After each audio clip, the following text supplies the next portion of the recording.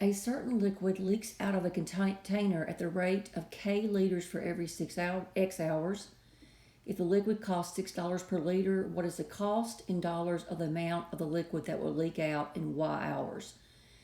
So we're trying to figure out the cost of the amount of liquid that's not in that container anymore.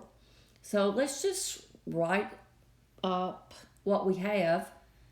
Um, well, liquid leaks out at the rate of K liters for or per, which means division, every X hours. X hours. So numerator's liters and the denominator is hours. And what we're going to do is multiply this by factors where units will cancel, where we're only left with dollars, because that's what I'm trying to find.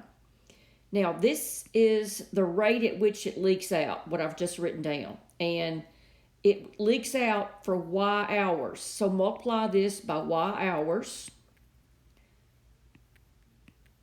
And that means I'm left with liters. And it costs, that's how this represents how many liters has leaked out on the floor.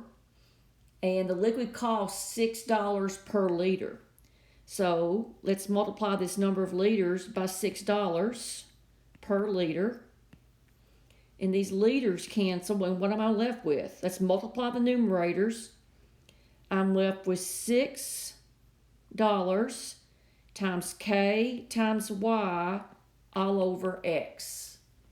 And that is 6KY over X. That's answer D. So there's your answer.